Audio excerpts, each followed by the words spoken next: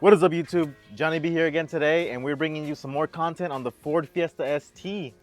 As you guys know, we bought the car fairly cheap. If you guys saw the first video, we got the car for $4,000.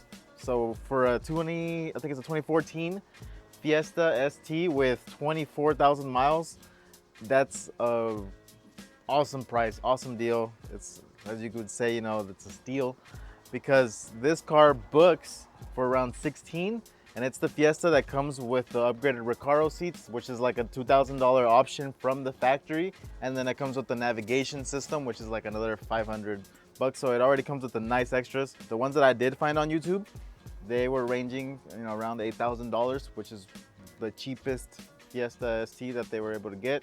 Obviously they were salvage title, which was one of the issues, and we have that same issue with this one, but getting it for 4,000 instead of 16,000 for a car that we're gonna completely like modify. It's not gonna be under warranty, none of that stuff. We just wanted a car that we can get it cheap. It's already a nice clean car. It's already got a turbo, so it's already boosted, so there's so many possibilities that we can do with a build like this.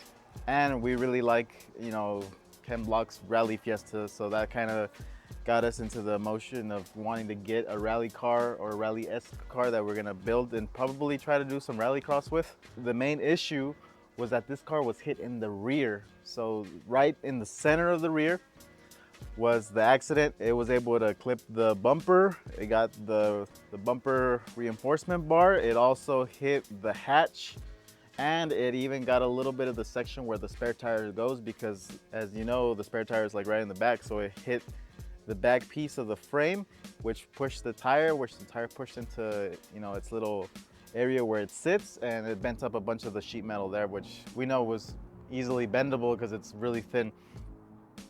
So that was the main reason why we got it so cheap. But one of the cool things about that even though we got it so cheap, none of the airbags were deployed.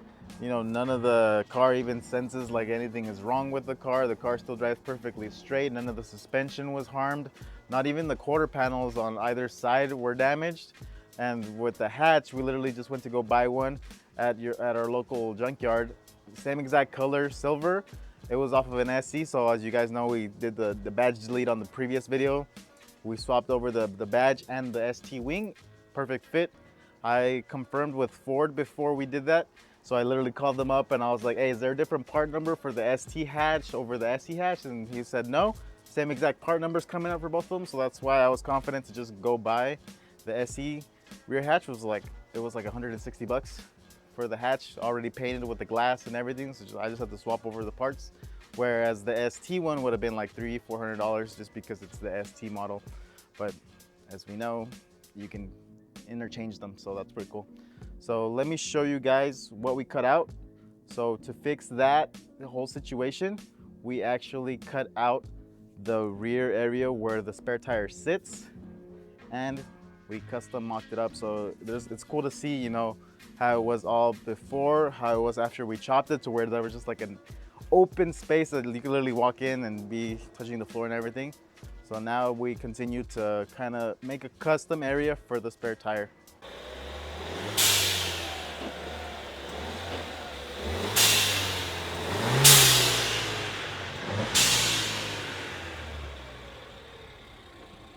So these were all the damaged parts that we had. First of all, the bumper clearly got damaged. Straight center shot just completely damaged that. I cut it out just to kind of do like a test fit for our new bash bar or our new setup. But the reinforcement bars, you can see, also got damaged like straight in the center. That took a lot of the impact. And then at the same time, the spare tire holder sheet metal area thing actually got smashed in. It looks much better now because I actually tried straightening out at first just to try to make sure that everything lined up. We were having a lot of issues with everything lining up. So we just decided we wanted to just completely chop out any piece that was bent. We just didn't want to have it anymore. And then if you look a little bit to the right, the hatch itself took quite a bit of an impact towards the top of it. The hatch wasn't damaged at all, so the hinges and everything was perfectly fine. The wings survived, and the door actually still opened and closed, which was funny enough, but obviously we don't want to have anything bent up like that or do body work, so we just ended up getting another one.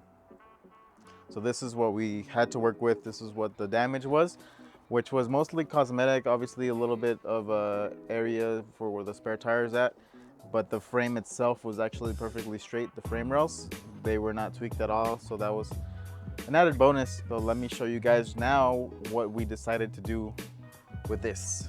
So the main issue that we were having was to get the hatch to line up properly. Yeah, the hatch fit on there. I was able to get it to latch on, but as you can tell, there's supposed to be a nice gap in between the tail light and the hatch itself, which was non-existent. When I would close the hatch, the light and the hatch would actually rub on each other, causing a really annoying noise. And it was the same thing on the other side. It was really close.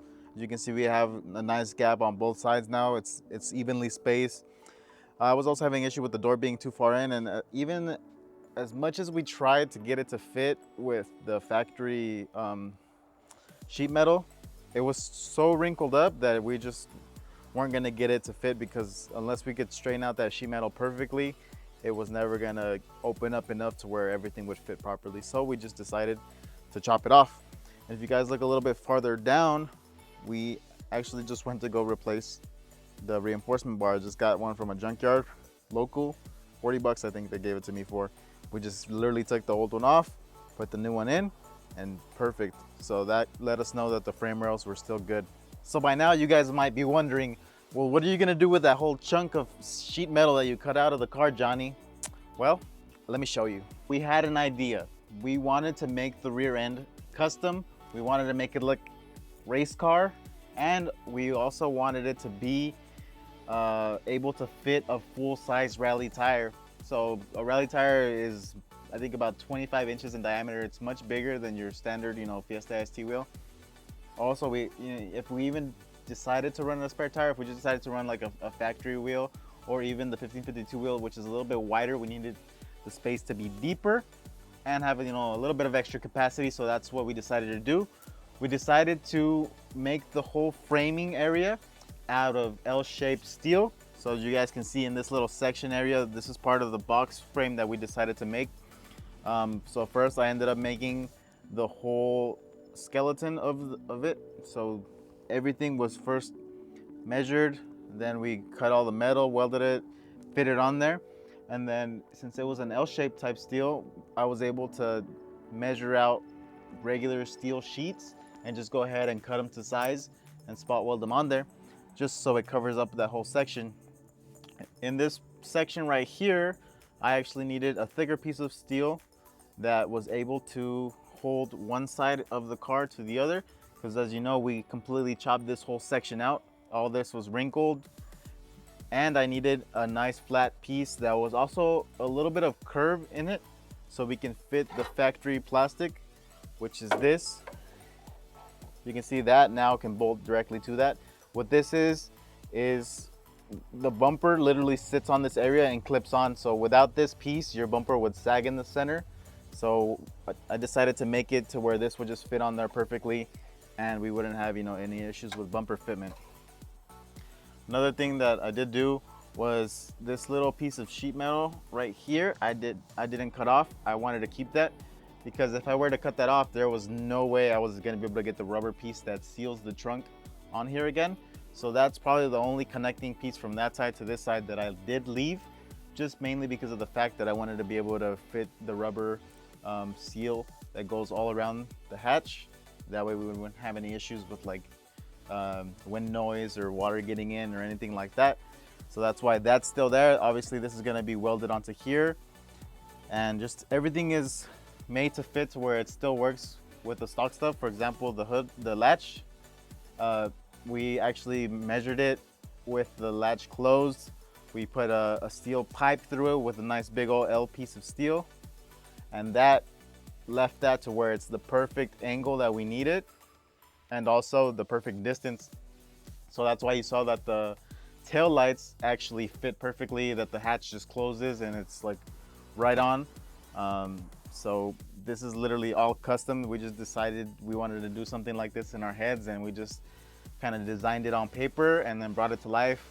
We actually thought about getting another piece off of another Fiesta at the junkyard, but they were asking around $250 for a cut like that, and the guys were not really lenient on price, so we didn't really want to spend that much since it was something that was just going to be normal. We decided to go this route because we literally spent about 60 bucks on material. So all this steel and all these different shapes and like pipes and stuff that we used was literally 60 bucks from my local metal industrial warehouse, where you could just go and buy, you know, certain pieces and just bring them home. So 60 bucks is what we spent on materials for this, which is way better than 250 bucks, which we could put the other 200 bucks towards mods to be able to get this thing to a crazy level. So it'll be a build like nothing else.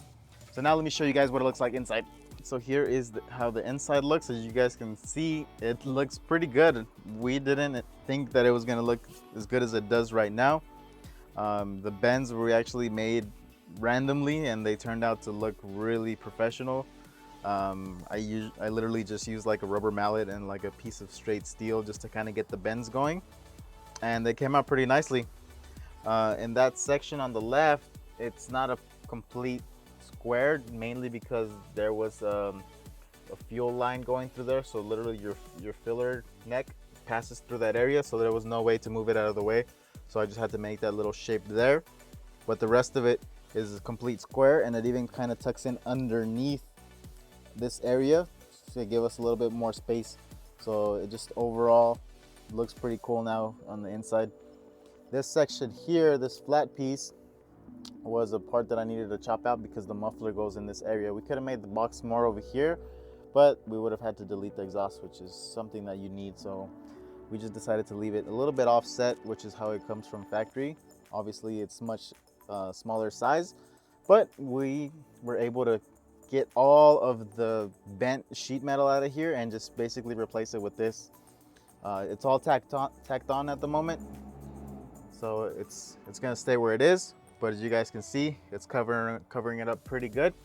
This piece over here actually has an extended area because I did have to cut a little bit this way when we were removing it, mainly because of the fact that the sheet metal bent there, and this is where the main tire, where the spare tire actually hit that area and took a lot of the impact. So this is overlapping a big section that's missing sheet metal there. That's why it's much bigger than all the other ones, but it still looks good nonetheless.